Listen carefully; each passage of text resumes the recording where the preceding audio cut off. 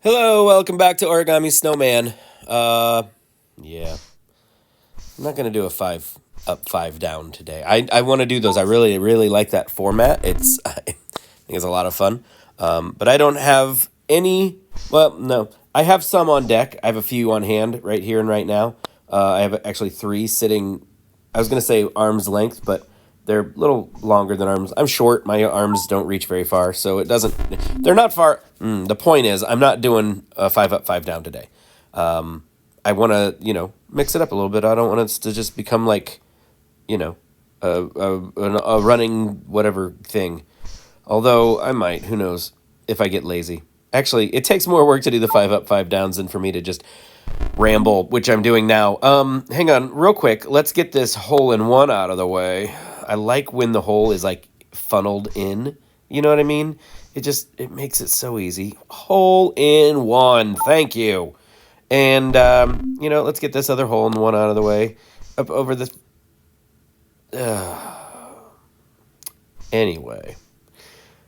So I was thinking what I was gonna do. What I would do is I would talk about some books that have been made into movies.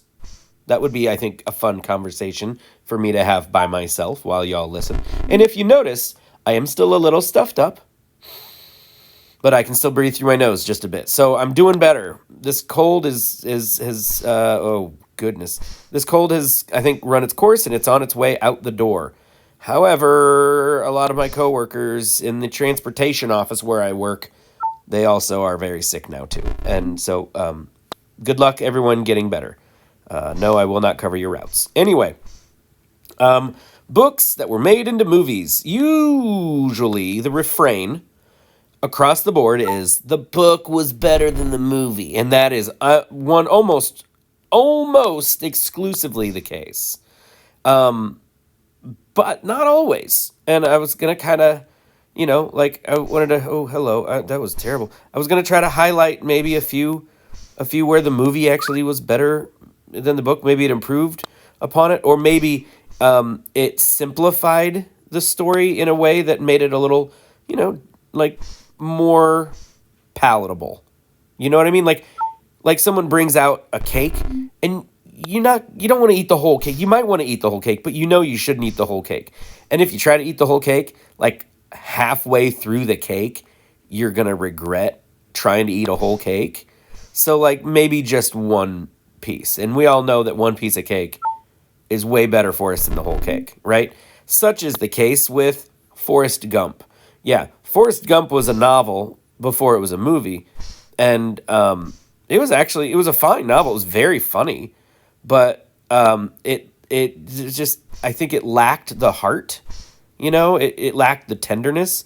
It was more a sort of a slapstick, comedy of errors. And that's great. That's what the author intended, and it's all good and well. I did not enjoy the book as much as I enjoyed the movie. I think the movie's terrific. It's nice. It's heartwarming. You know, it's great. But the book was a different thing altogether. And even judging them separately as two different things, I would pick the movie over the book. Okay, so there you go. Forrest Gump is one example of the movie being better than the book. Big Fish is another example of the movie being better than the book. There was just something about the movie that it was short and sweet and to the point and move on. I liked it. It was the characters were, I think, a little more admirable. It was it was just fun. Oh, for crying out loud, that was such a hole in one. Ugh. Now, movies that really were like either worse than the book or may as well have just been not even associated with the book. I think this is going to upset some folks. Probably not, because of the 9 of you who are going to watch this video, I doubt any of you have strong enough, opinions on Ender's Game. But yeah, Ender's Game, the movie Ender's Game, I didn't care for it. It missed something. It missed a lot of the emotion and the psychology behind what Ender was going through, and it he was a tortured, torn young man. He wanted to be useful, but at the same time, he didn't want to be used like this. He knew he was having his childhood ripped away, but at the same time, he didn't have a choice. So he was like, I can play ball, sure, but I don't have to enjoy it. And they didn't really hammer that home in the movie. The movie just felt very dry and very, oh, it's sparkly and kids will like it. Forgettable. It's a forgettable action movie, sci-fi-ish, I think. The book, one of my favorite books of all time, is Ender's Game. I've read that book more times than I've read any other book, and it's captivating and it's fun and a load of memorable characters. You've got Petra and Bean. You've got all these terrific characters, and Ender's siblings, Valentine and Peter. Back home doing their crazy thing. It's a very deeply interwoven story that you can't really capture in a movie. And then, of course, there's the whole Ender series. There's also the companion novel Ender's Shadow, which just follows Bean. That one, not. The farther away you get from the source material, the less I think interesting the story is. But if you've never read Ender's Game, holy canaps, you should definitely read Ender's Game. Terrific book. They did all the Harry Potter books into movies. I've talked about that already. They made all the Twilight books into movies. I cannot speak to to the quality of either the books or the movies, and I will leave it at that because someone I love dearly is a big fan of Twilight, and her name is my wife. So I will not say any more because what do I know? I'm just a dumb fella. What other books? Oh, The Lord of the Rings. Lord of the Rings was hugely popular, both as a book and a movie. And I love the books. There are some folks who have some complaints because J.R.R. Tolkien, he literally created an entire world down to a wide variety of new plants, new languages, a new solar system. I mean, they have different stars, and the stars all have story. I mean, he got as detailed as you can get without actually just making a new world. Okay, that was unfortunate.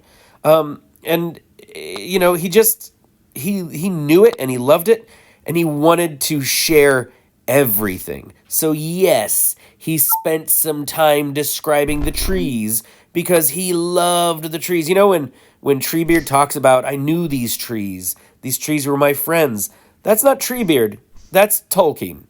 He knows these trees. He knows the mountains. He knows the story, the history. He wrote it all.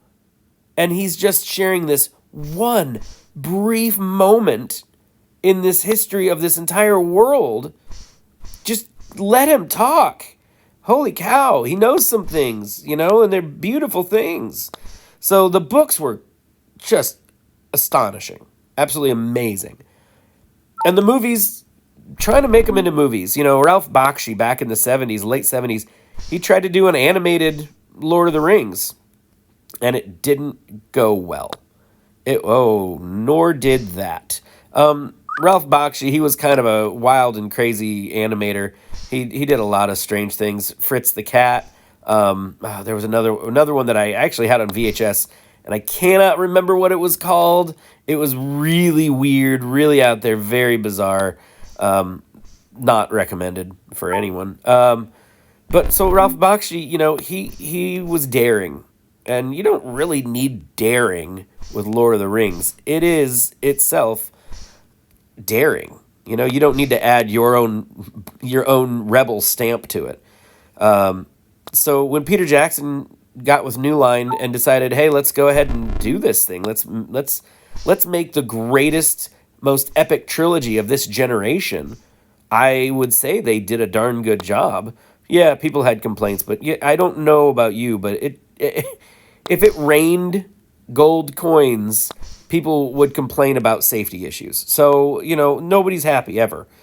Actually, that would be terrible. if it rained gold coins. That'd be a nightmare. An absolute the economy would be destroyed. I mean, how are you? You call somebody to come fix my roof. A bunch of gold coins crash through my roof. Well, guess what? Now they know you have a load of gold coins, so their prices just went up.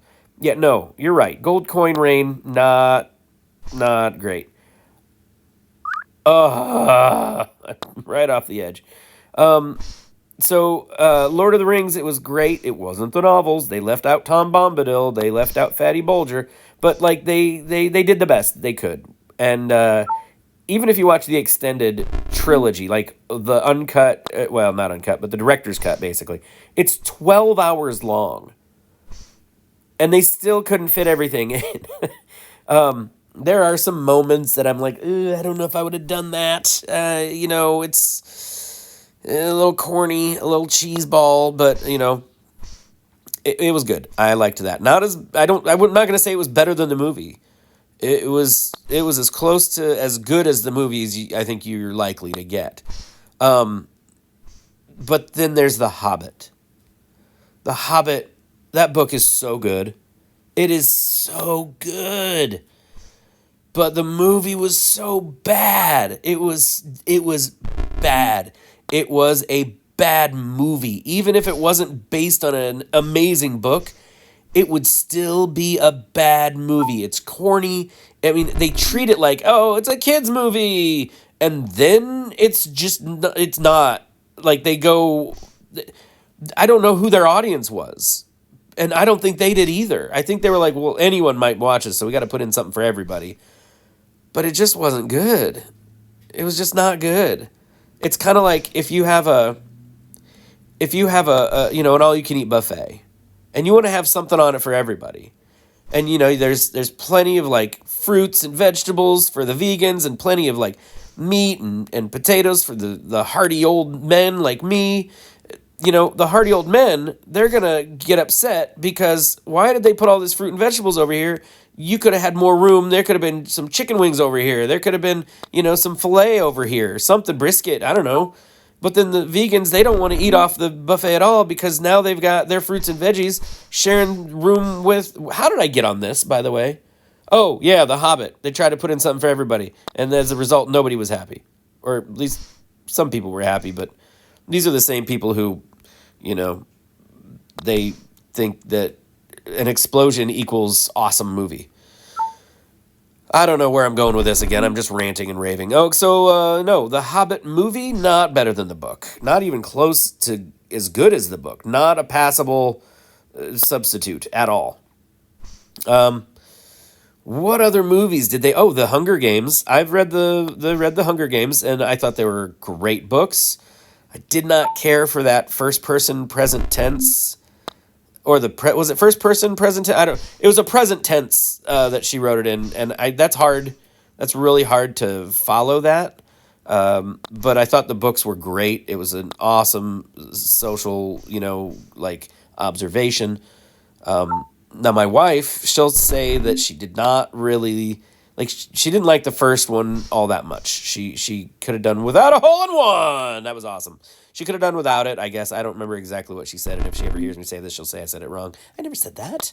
I like those books. But I thought the third book was really fun, where they're kind of, as a team, going through the city, trying to avoid the traps and all that. I thought that was written really well, and it felt like an early 90s Star Wars novel to me. Oops. There we go. It felt... Oh, jeez. It did. It felt like just a, fun action kind of thing, and I enjoyed it quite a bit. Oh, I didn't read Divergent, so I can't speak to that. I think I read the first one, but I don't remember it well, and I never saw any of the movies. So I'm going to actually turn around, and I'm going to look at my bookcase behind me, and I'm going to look and see, oh, Life of Pi. My eye fell right to that. I thought they did a great job with the movie. The book was terrific. If you've never read Life of Pi, it's very nice. Not nice. It's intense, but it's very thought-provoking, and that's always good. The Bourne Identity. I loved that book. I read that book right after I got out of high school back in, like, 97.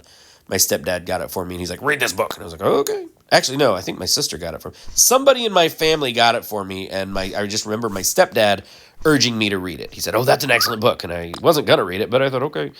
And it was an excellent book. It was so good. Highly recommend reading it. The movie, Matt Damon made Jason Bourne like a nice guy. He's like, you'd take him home to like have dinner with your family.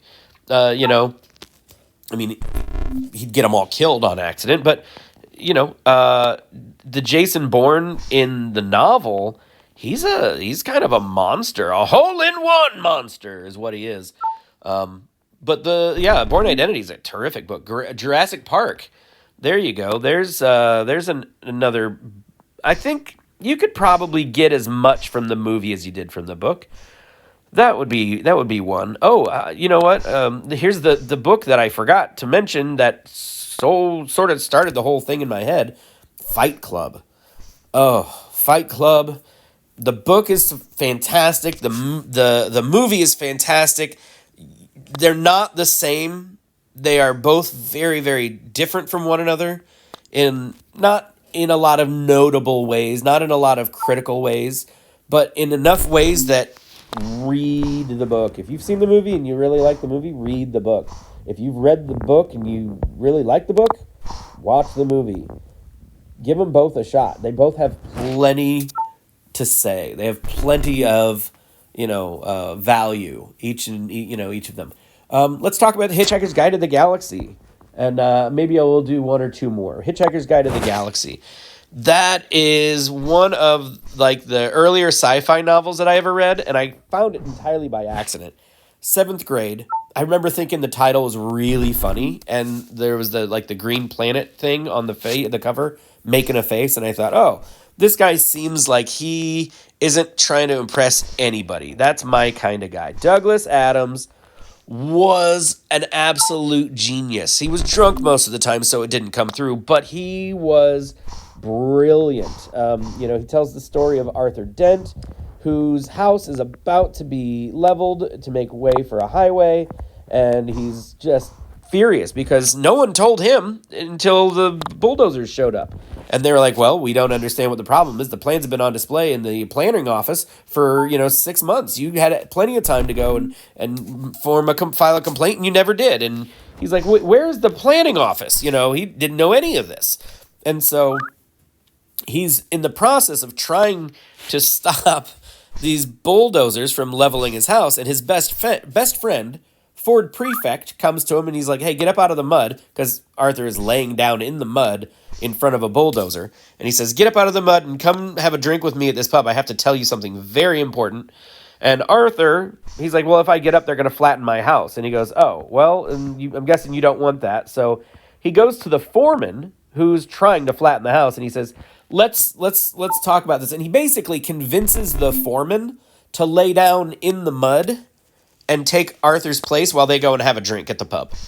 And so Arthur is, he's trying to stop his home from being destroyed. Meanwhile, Ford explains to him that the entire planet is about to be destroyed to make way for an interstellar highway. And they don't have any reason to complain because the plans have been on display in some galactic planning office, millions of light years away. They've had plenty of opportunity, and if they really wanted their planet saved, they should have said something before now. And so it's basically the same thing that's happening to Arthur's house, but on a much grander scale. Anyway, Ford and Arthur, they escape. They end up hitching a ride on one of the ships that came to destroy the planet. And then the whole series unfolds from there. It's 5 books. They're hilarious. They go all over the place. They find out that Earth was actually a supercomputer created to answer the mystery of life, the universe, and everything. Spoiler alert, the answer to life, the universe, and everything is 42.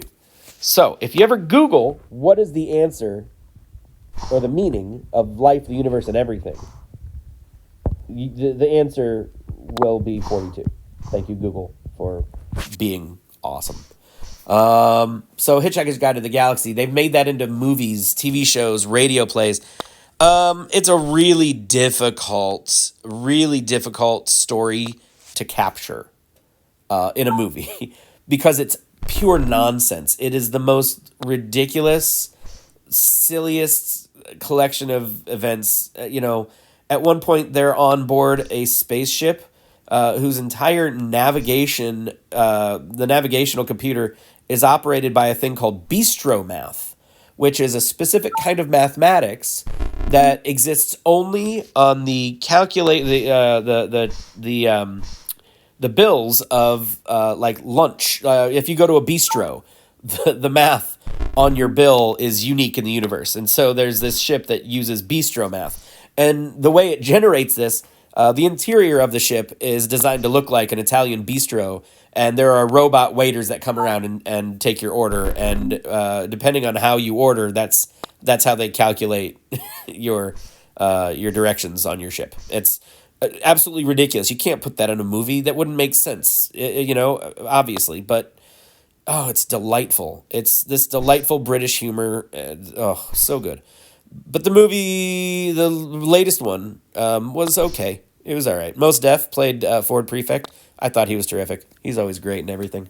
Let's see, what else can I see? Stephen King, a lot of his books get made into movies. That was a terrifying book. That was a very scary book.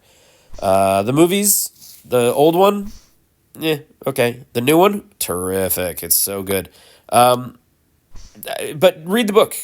Read the book. If you liked the movie, read the book. It's weirder, even. It's darker. It's more disturbing. Let's see. Oh, Slaughterhouse-Five. Kurt Vonnegut. I love Kurt Vonnegut. Slaughterhouse-Five, Breakfast of Champions, Mother Night. These all got made into movies that were not good. Not bad, but they did not understand what the story was. They didn't understand the feeling. Movies are meant to try to instill hope, but Vonnegut, he was a realist. He wasn't hopeful. He said, this is what it is, and we got to live with it. So let's live with it, people. And, if we get a chance, maybe later we can do better. Let's see. One last pass over the series of unfortunate events. That got made into a movie years and years and years ago. Jim Carrey. I think one of Jim Carrey's better performances is Count Olaf. But they worked in the first 3 novels into a movie, and then it didn't do well, so they didn't make any more. However, Netflix, thank you guys, they did a series with Neil Patrick Harris as Count Olaf. Neil Patrick Harris is amazing. He's absolutely amazing. He's so good. This is such a funny series. The book series is funny, but in a very depressing way. I'm sorry. I'm doing horribly on this whole. If you're like clenching your teeth like every time I miss a shot, I'm sorry. I'm barely paying attention to what I'm doing. A series of unfortunate events. It's very funny, but in a very dark way, and it's not something like if you're feeling February, I would not recommend reading the series of unfortunate events because there are no happy moments. There are no there's hopeful moments that just don't pay off. Every time they make a friend, they lose their friend. Every time they find a happy home, it's taken from them. It's miserable. And that's the whole point. It is literally a series of unfortunate events. 13 books. But check out the movie. Jim Carrey's hilarious. And definitely check out the series. Neil Patrick Harris is amazing as Count Olaf. And there's so many great cameos. And there's just, it's really a fun series. More fun. I would say it's more fun to watch than to read. That's hard to say. Mr. Lemony Snicket, he would not be happy. Here's what I will do, though. I will recommend a book of his called Horseradish and Other Bitter Truths. It's very funny. It's not like a novel. It's just depressing little sayings. And they're horrible, like little mosquito bites on the back of your neck. They're sad and somehow also very funny. They make me giggle darkly. How's that? We'll just go with that. One more. What can we do? What can I turn around in your seat, squeak the chair all up? There we go, creaking in my chair. They haven't made Mistborn into a series, into a movie yet. There's more Vonnegut, all the Vonnegut. Oh my goodness, what do we got? Nope, that didn't get made into a movie. Nope, no Lawhead, he didn't get into movies. John Green, I didn't think I saw. I didn't watch any of his movies. I read his books, but not his. Let's see, what do we got here? Oh my goodness. You know what? We're going to talk about my books. The Blood Pines has yet to be made into a movie, but I wrote it like picturing it like a movie, and I've been told it felt like watching a movie. So, The Blood Pines by Matt Beers, available on Amazon.com. Whithersoever, books 1, 2, and 3. The series is not done yet, and it's going to get a big old rewrite before it gets finished because I was darkly depressed, very badly, very awful, not happy Matt. Whithersoever, books 1, 2, and 3 by Matt Beers, available on Amazon. It's a weird, very sarcastic fantasy series. I talk about it in the book as it being a book. I describe, like my author's notes at the beginning of chapters talk about how you shouldn't have skipped the prologue. And, it's very funny, but also, like, one of my friends said, it was very obvious that you didn't know where you were going with it. No, I did not. I really didn't, and it didn't stop me from writing it. So Whithersoever didn't make it into a movie, but if it was gonna, my choice for the main character, his name is Ellis, would be the kid from Moonrise Kingdom. I don't know his name, but he's terrific. He's super gawky, super awkward. Loved him to death. That's Ellis right there. He doesn't know what's going on, but the girl was pretty, and he followed her. That's the story. Boom, right there. Isn't that the story? Oh, look at that. There goes the ball right over the side. This is going to take forever. The last book, my book, Secretly Kings. That one, if for no other reason than just the soundtrack, it should be made into a movie. All punk rock. Oh, it's so good. I love that. I finally published it in November. I worked on it all last year. It finally got published, self-published, in November. Finally available in paperback on Amazon. It took forever. I really had to fight to get that done. But here we are in the thing. No, we're going over the thing. Yeah, that one's set in 1993. It's all like punk rock and family trauma. It's good times. They say write what you know. So, all right, no, those aren't movies, and the movies will never be as good as the books. Those are the most amazing books ever. Where the Crawdads see whatever. I haven't read that yet, so I don't know. What else? Oh, we could do Chronicles of Narnia. I'm going to talk about that separately. I really like Chronicles of Narnia. Give me one more. Come on. One more. City of Ember. Boom. There we go. The City of Ember. That movie got overlooked. You may not have the book, you may not have heard of it. You may not even heard the movie, but it's a really good book. It's a really good book. They live in this city. It's all like lit by electrical lights, and they don't know, like if the lights go out, they're plunged into pitch blackness. There's no sunlight, there's no daytime, there's no hole in one for me. It follows these two kids. One, she gets to be a runner, like she runs messages around to people. That's her job. And the other, he gets to work kind of down by the generators that power their city. And this is gonna be a nightmare. Ready? Here we go. Yep, there we go, right over the hole. Thank you. Thank you so much for teaching me the value of persistence. So, the City of Ember. The movie was fun. It was great. It was fine. My kids really liked it. It came out when they were young enough to enjoy that kind of thing. But that's one book that I think every time I've recommended it to someone and that they've actually read it, they really enjoyed it. Like they were like, kind of, why have I never heard of this book before? It's really good. So, you can watch the movie. The movie's fine. It's sort of a Hollywood version of a Hollywoodized version of that. And I'm going for a hole in one. So, City of Ember, definitely the book was better than the movie, but the movie's fine. And there's my hole in one. Thank you so much. You guys are amazing. Thanks for sitting while I chit chat and talk about whatever comes up on my head. Next time, we'll talk about board games. I do like board games. Thank you so much. Goodbye.